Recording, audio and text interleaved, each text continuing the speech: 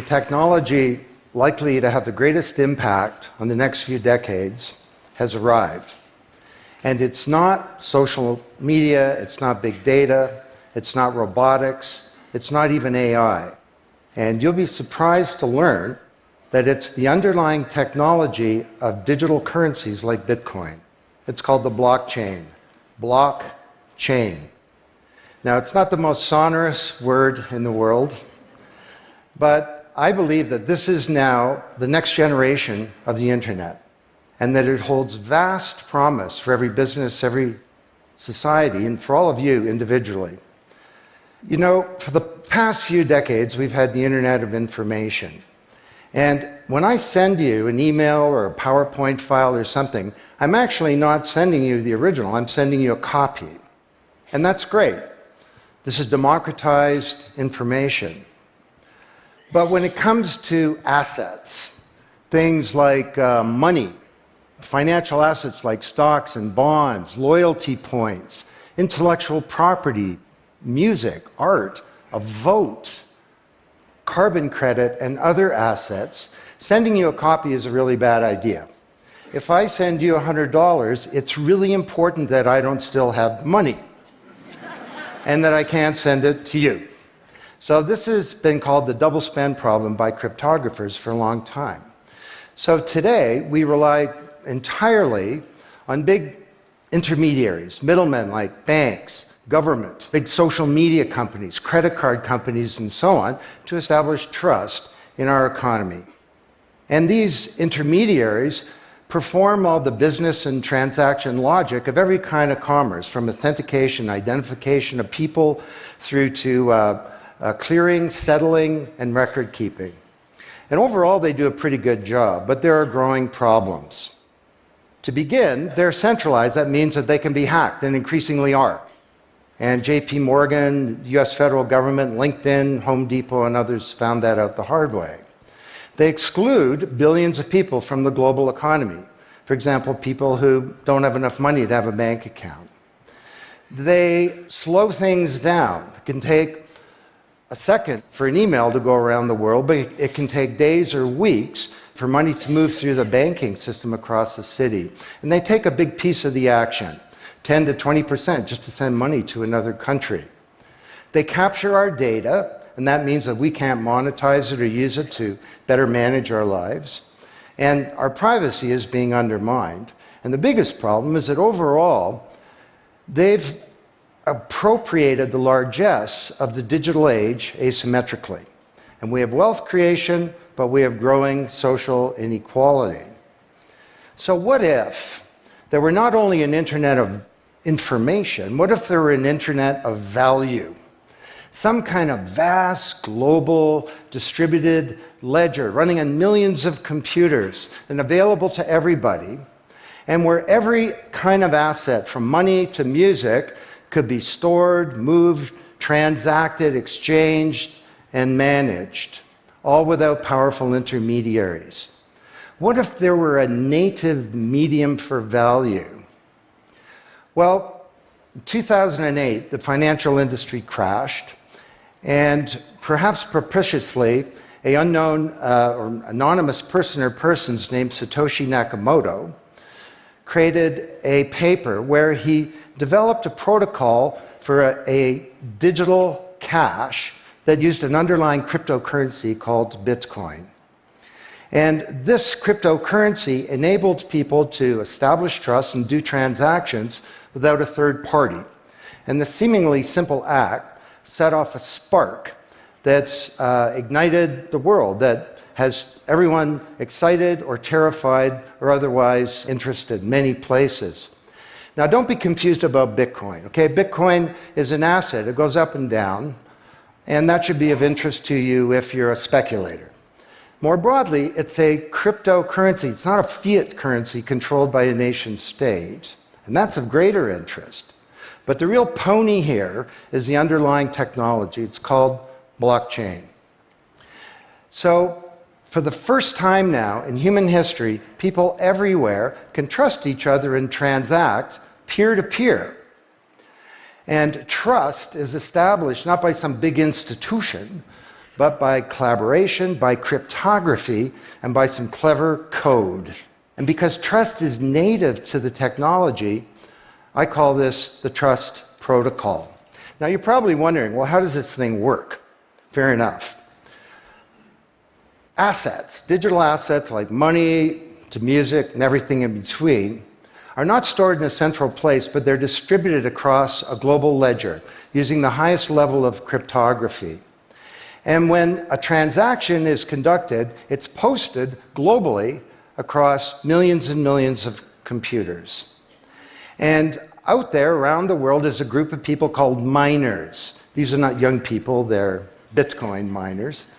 And they have massive computing power at their fingertips, 10 to 100 times bigger than all of Google worldwide. And these miners do a lot of work.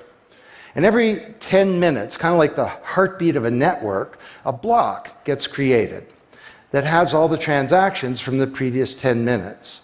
And then the miners get to work trying to solve some tough problems. And they compete. And the first miner to find out the truth and to validate the block is rewarded in digital currency, in the case of the Bitcoin blockchain with Bitcoin.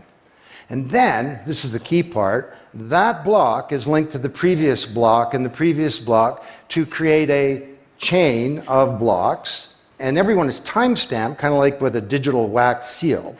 So if I wanted to go and hack a block and say, pay you and you with the same money, I'd have to hack that block, plus all the preceding blocks, the entire history of commerce on that blockchain, not just on one computer, but across millions of computers simultaneously, all using the highest levels of encryption in the light of the most powerful computing resource in the world that's watching me. Tough to do. And this is infinitely more secure than the computer systems that we have today. Blockchain, that's how it works. So the Bitcoin blockchain is just one. There are many. The Ethereum blockchain was developed by a Canadian named Vitalik Buterin. He's 19 years old. And this blockchain has some extraordinary capabilities. One of them is that you can build smart contracts. It's kind of what it sounds like. It's a contract that self-executes. And the contract handles the enforcement and the management, performance, and payment. The contract kind of has a bank account too, in a sense, of agreements between people.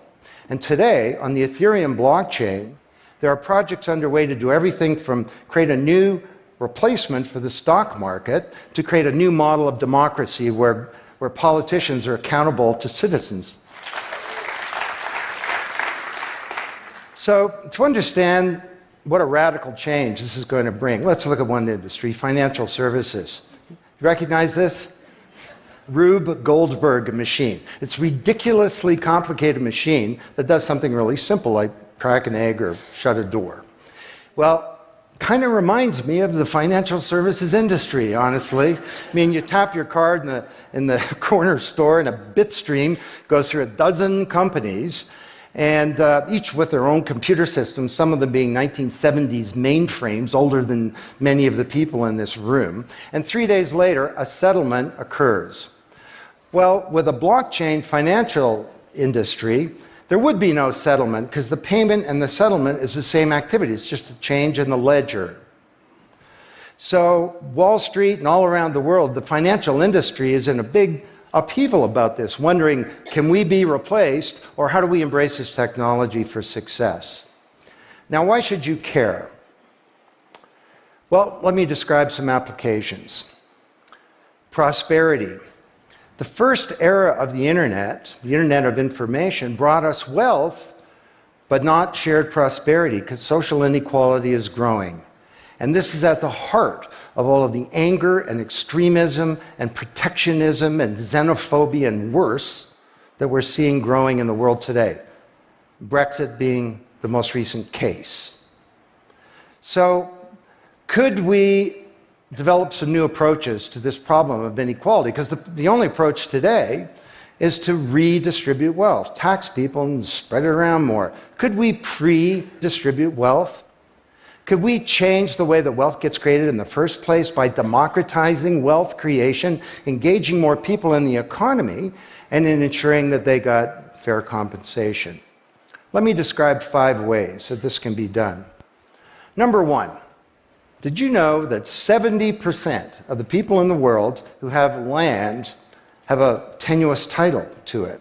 So you got a little farm in Honduras, some dictator comes to power. He says, I know you got a piece of paper that says you own your farm, but the government computer says my friend owns your farm.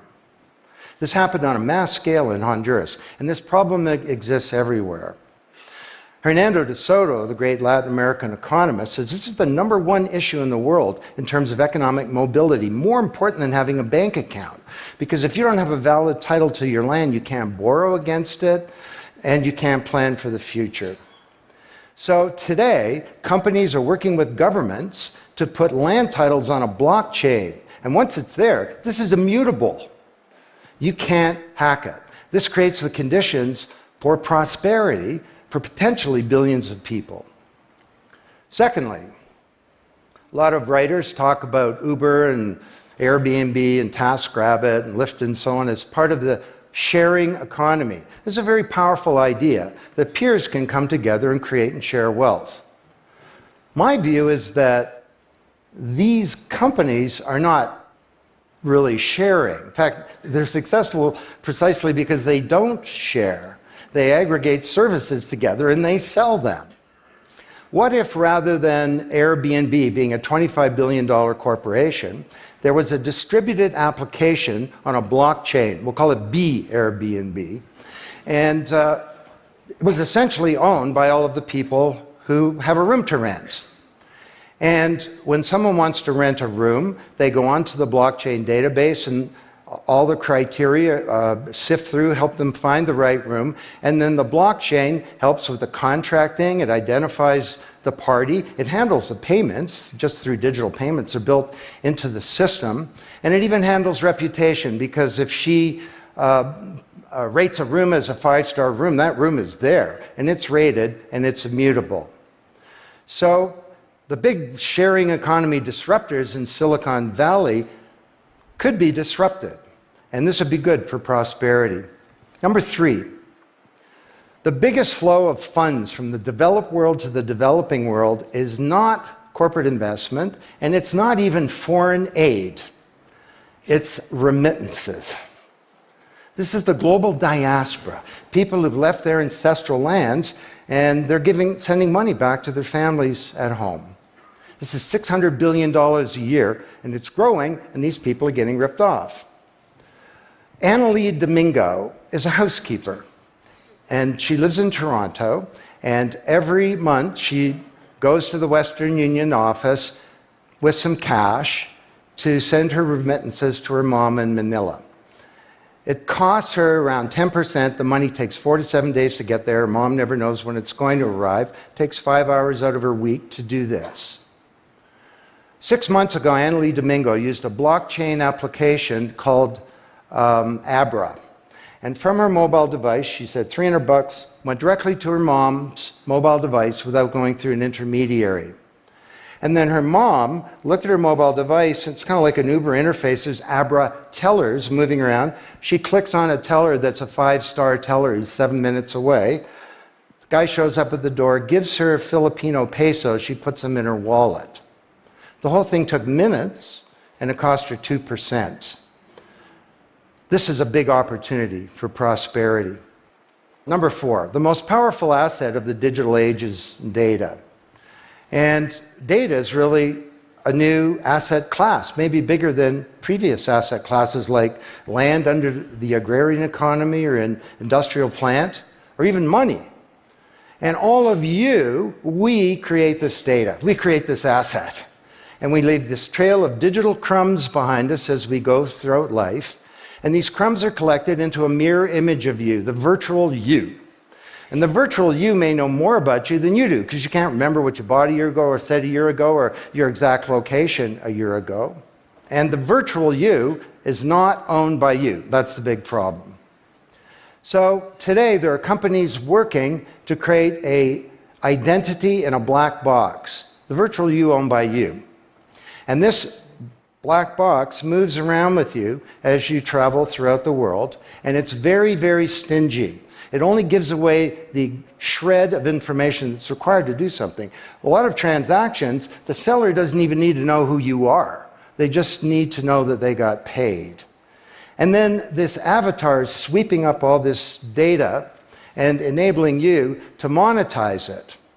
And this is a wonderful thing, because it can also help us protect our privacy.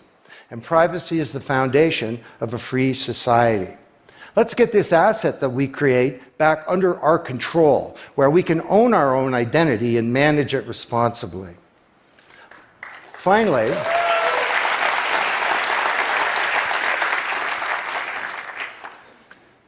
number 5, there are a whole number of creators of content who don't receive fair compensation because the system for intellectual property is broken. It was broken by the first era of the internet. Take music. Musicians are left with crumbs at the end of the whole food chain. You know, if you're a songwriter, 25 years ago you wrote a hit song, it got 1 million singles, you could get royalties of around $45,000. Today you're a songwriter, you write a hit song, it gets 1 million streams, you don't get $45K, you get $36. Enough to buy a nice pizza. So Imogen Heap, the Grammy-winning singer-songwriter, is now putting music on a blockchain ecosystem. She calls it mycelium. And the music has a smart contract surrounding it. And the music protects her intellectual property rights.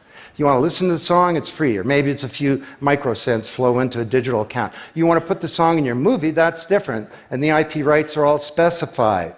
You want to make a ringtone, that's different. She describes that the song becomes a business. It's out there on this platform, marketing itself, protecting the rights of the author, and because the song is a payment system, in a sense a bank account, all the money flows back to the artist, and they control the industry rather than these powerful intermediaries.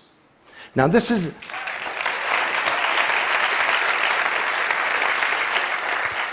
not just songwriters, it's any creator of content, like art, inventions, scientific discoveries, journalists. There are all kinds of people who don't get fair compensation, and with blockchains, they're going to be able to make it rain on the blockchain, and that's a wonderful thing. So these are 5 opportunities out of a dozen to solve one problem, prosperity, which is one of countless problems that blockchains are applicable to. Now, technology doesn't create prosperity, of course, people do. But my case to you is that, once again, the technology genie has escaped from the bottle, and it was summoned by an unknown person or persons at this uncertain time in human history. And it's giving us another kick at the can, another opportunity to rewrite the economic power grid and the old order of things, and to solve some of the world's most difficult problems, if we will it. Thank you.